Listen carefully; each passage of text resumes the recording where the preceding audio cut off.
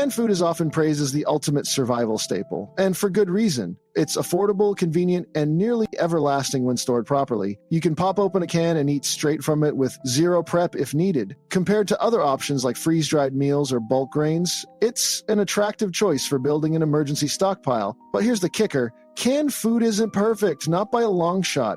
And if you're not careful, what's meant to sustain you in hard times could actually put your health at serious risk. Proper canned food storage isn't just about stacking cans in your pantry and forgetting about them. There are critical steps to take and mistakes to avoid to ensure they're safe and truly long-lasting. Today, we're breaking down 11 pro tips to help you stockpile canned food the smart way. Tips that could make all the difference when it matters most. This is life-saving knowledge you don't want to miss, so get ready to learn the right practices for preserving your stockpile. Stick around, your survival could depend on it.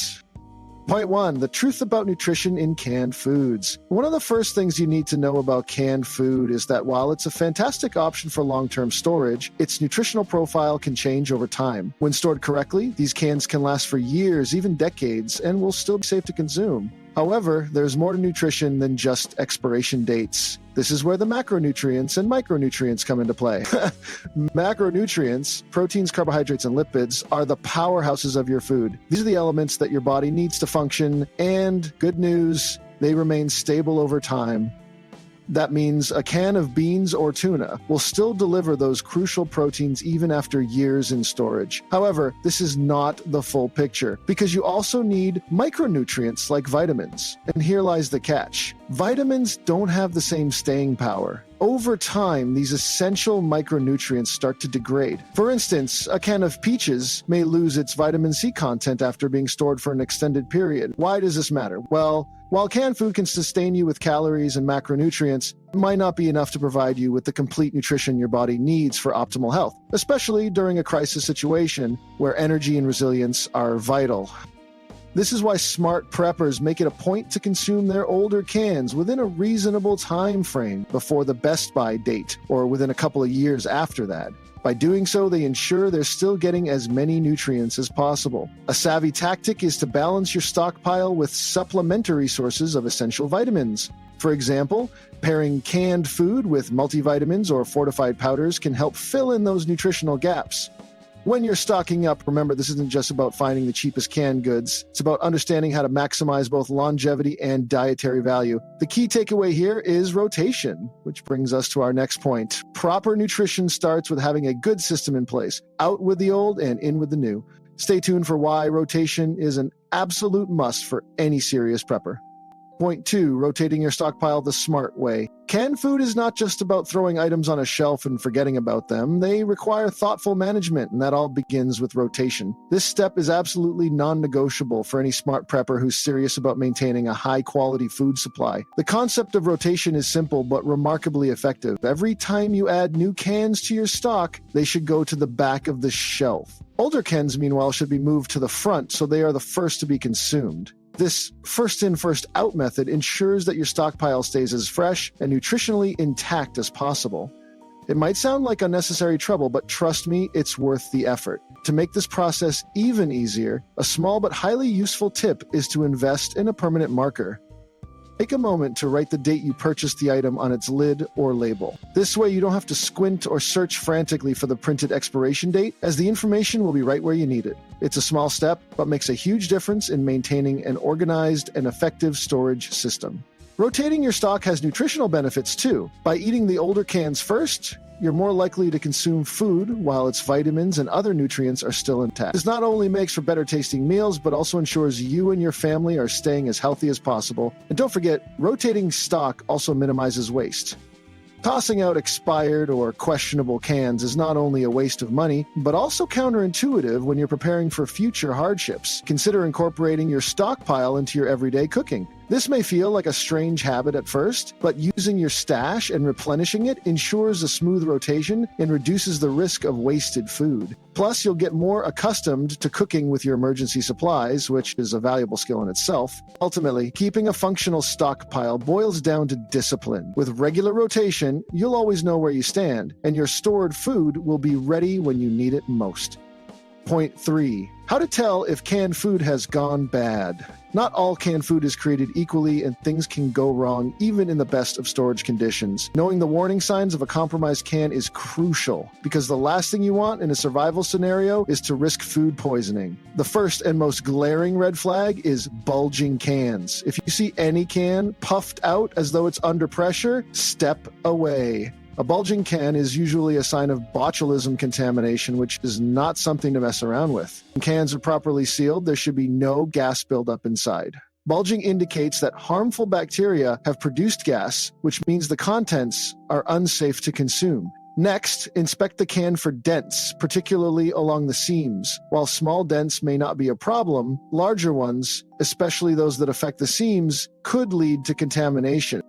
The seams are essentially the weak points of your can's structure. Any damage here could compromise the seal, allowing bacteria to enter. Be meticulous in your checks before moving any dented cans into storage. Rust is another issue to watch out for. Over time, rust weakens the metal, eventually breaching the can's integrity. Even if the rust looks superficial, it's better to err on the side of caution, as rust can accelerate the breakdown of the can material, leading to potential leaks or breakage. Other red flag signs are more direct, such as leaking cans, sticky residue on the outside, which might indicate content seeping through, or foul odors upon opening.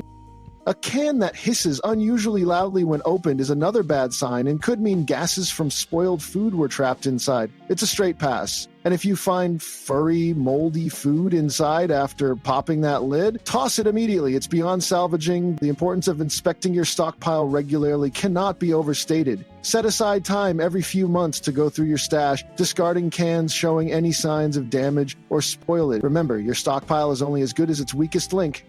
Point 4. Are all canned foods safe for long-term storage? Not all canned foods are created equal, especially when it comes to longevity. The materials, contents, and manufacturing era all play critical roles in determining how long you can safely store and consume those cans. Cans made before the 1990s often used tin as the primary material. While functional, these older style cans present unique hazards. For example, they were sometimes soldered with lead, which could potentially leach into the food. While some individuals boast about safely eating canned goods from the 1940s or 50s, this isn't foolproof. If it's the apocalypse and you're desperate for calories, sure, you might take that risk, but it's certainly not something you should rely on if safer, more modern options are available. Post-1990, cans saw a shift toward using BPA linings. While these linings keep the food safe from the metal exterior,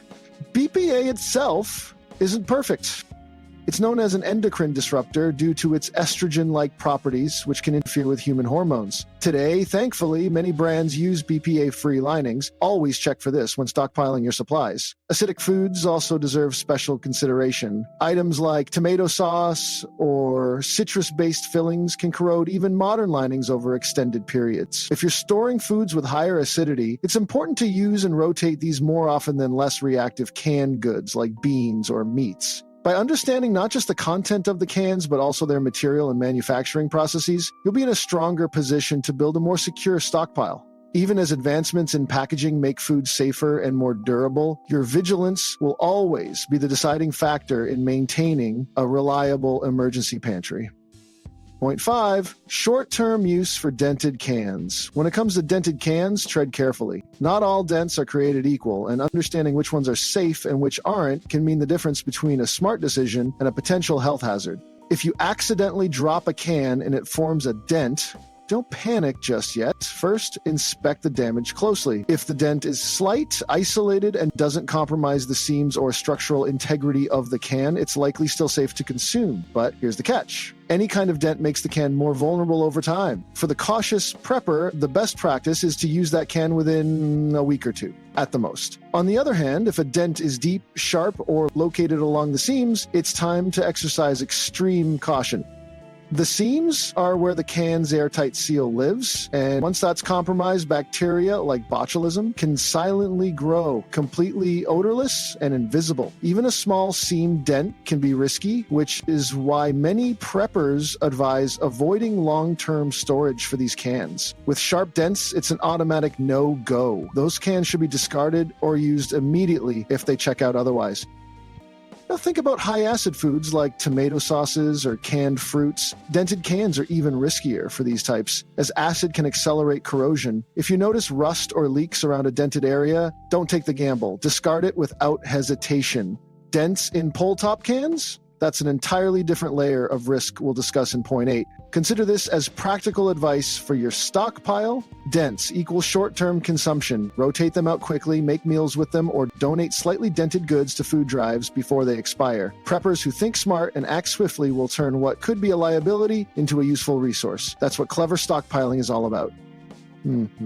Point 6, avoid preservative-loaded canned foods. Not all canned foods are created equal. While many are simple combinations of food, water, and salt, others are laden with preservatives that you might want to avoid. The labels might not say much, but do a little digging and you'll come across words that sound more like chemistry experiments than nutritional information. If your goal is long-term health and nutritional sustenance, paying attention to those labels becomes essential. Preservatives are added to keep food shelf-stable for years, but some come with trade-offs. Certain preservatives can impact overall health, while others make food overly addictive, designed, whether knowingly or not, to keep you craving more. When stockpiling, it's worth asking yourself a simple question. In an emergency, do I want my body relying on nutrient-rich food or quick-fix staples loaded with unnecessary additives? Many preppers aim for simplicity. Canned vegetables, for instance, often contain just 3 basic ingredients: vegetables, water, and salt. That's more than enough to meet your nutritional needs, and salt acts as an essential electrolyte when stamina matters most. Similarly, canned meats from brands like Keystone Meats are often favored because they skip unnecessary preservatives. You're left with just high-quality protein and salt, simple, sustainable, and shelf-stable. Still, this doesn't mean all preservatives are evil. Some preppers take a balanced approach, stocking preservative-free options for regular times, while setting aside canned goods with longer shelf lives for dire emergencies. After all, in an end-of-the-world scenario, avoiding preservatives might not be your top concern. However, for as long as we're in peacetime, prioritizing purer food options is smarter and healthier. Ultimately, stockpiling food with minimal preservatives helps you feel better and fuels your energy when it matters most. You'll also be more confident knowing your emergency meals align with the same health principles you strive to maintain daily. Point 7, the reality of acidic canned foods. Anyone who's worked with canned foods for long-term storage will tell you that acidic foods come with their own set of challenges. Foods like tomatoes, tomato sauces, fruits packed in syrups, or anything tangy have what we call reactive personalities. Their acids slowly break down the can's inner lining over time. This reaction isn't instant, but if left unaddressed, it can lead to both taste issues and potential health concerns. The breakdown of the lining may result in 2 unwanted consequences. First, there's the issue of the acidic reaction leaching into the food, altering its flavor. That tangy tomato sauce you're counting on may develop an unpleasant metallic taste over time. More importantly, if the can becomes compromised, perhaps through microscopic breaches in the lining, and there's no longer an airtight seal, this opens the door for bacteria to creep in unnoticed, leading to spoilage or worse. To work around this, experienced preppers have developed 2 go-to strategies. The first is rotation. Rotating stock every 12 to 18 months ensures that high-acid products remain safe and palatable. The second strategy is switching to glass jars. By canning acidic goods in jars, you eliminate the risk of chemical reactions entirely. Glass jars might seem fragile compared to cans, but they're surprisingly sturdy when stored correctly. Plus, they give you a visible indicator of food safety. No need to guess what's inside. One note to mention, scientific studies differ on whether trace amounts of substances leaked from lining breakdown are harmful, but the consensus is clear in terms of taste. Want a quick fix for flavor degradation? A pinch of sugar or fresh herbs like basil can help reduce unappealing tanginess in sauces. It won't address deeper issues with the can itself, but it can improve flavor when you find yourself having to consume older stock. The takeaway here is mindful storage. Keep your high-acid foods fresh by limiting their shelf time, and turn to alternative preservation methods like glass canning for extra security. A smart prepper knows that acid isn't inherently bad, but it demands more attention and care. Point 8. The problem with pull-top cans. Pull-top cans are undeniably convenient, earning a reputation as grab-and-go options for quick meals. But when it comes to long-term prepping, pull-tops bring additional risks that traditional cans don't. If you rely heavily on them in your stockpile, you might unknowingly create a weak point in your emergency food reserves. The primary issue is durability. Pull-top cans are constructed differently, featuring a slightly thinner seal that makes them far more prone to failures under pressure. Whether denting during transport, improper stacking, or even minor wear and tear, pull-tops don't have the resilience of standard cans. Military stockpiles, for instance, almost entirely exclude pull-top designs unless absolutely necessary. Why? Because they're simply not designed for resilience in high-stress or long-term storage environments. But what if pull-top cans are your only choice? Here's how to make the best of them. First, treat pull-top cans with care. Avoid stacking them too high or storing them in places where they might be jostled frequently. Even a tiny compromise in the pull-top seal can ruin the contents. Additionally, consider using pull-tops as short-term items in your stockpile. You can consume those first while leaving sturdier cans for years-long storage. Lastly, don't overlook regular inspections. Checking pull tops for signs of swelling, bulging, or pop seals ensures compromised cans don't go unnoticed. At the end of the day, pull tops are helpful for convenience, but not ideal for deep prepping. If you have alternatives, lean toward traditional cans every time. Point 9. The absolute need for manual can openers. When it comes to survival preparedness, over-reliance on modern conveniences could leave you vulnerable. That includes something as simple as a can opener. Electric can openers are great. They get the job done quickly and effortlessly. But what happens if the power goes out indefinitely? That's where the humble manual can opener becomes indispensable. And not just one. Seasoned preppers recommend stocking multiple manual can openers as part of your survival kit. There are several types of manual can openers to consider. The crank-style models are the most straightforward to operate for anyone and often last for years with proper care. Then there are the compact military-style P38 and P51 can openers. These ultra-durable, pocket-sized tools are reliable and lightweight, making them ideal for bug-out bags or emergency kits. That said, they do take a little practice. The first few uses can feel awkward, but with repetition, these tiny tools become second nature and lifesavers when nothing else is available. Now, imagine a scenario where you don't have any can opener, manual or electric. Can you still access your food stores? The answer is yes. One old school trick involves using a flat, abrasive surface like a rock or concrete. Rub the rim of the can against the surface until the seal wears down, then pry the lid open carefully. It takes some time and effort, but it works, proving that even without a can opener, you're not entirely out of options. Preppers think ahead, knowing that even the most durable tools can break or wear out. That's why redundancy is key. Stockpile extra can openers and keep them in easy-to-access locations, including your kitchen, bug-out bag, and emergency stash. They're inexpensive but invaluable in a crisis. Finally, don't forget to select high-quality manual models. Cheaply made versions may fail you at the worst possible moment. Investing in durable, military-grade openers or reliable crank models ensures you'll always have access to your stockpiled canned goods. A small tool like this can make the difference between stress and success when it matters most. Point 10. Proper storage practices for your stockpile. The most carefully curated stockpile is only as strong as its storage conditions. Proper storage practices are essential to prolonging the shelf life of canned foods and keeping them safe and edible for years. Temperature, humidity, and even stacking methods all play a role in determining whether your stockpile will help you thrive in an emergency or leave you scrambling. To start with temperature control, canned goods should be stored in a cool, dark place where the temperature stays consistently between 50 DEGF and 70 DEGF. Anything hotter than 70 DEGF starts to decrease the food's quality over time, while freezing temperatures can cause expansion in the can and damage its seal. That's why basements, root cellars, or dedicated storage rooms are often the safest bets, for maintaining a stable environment.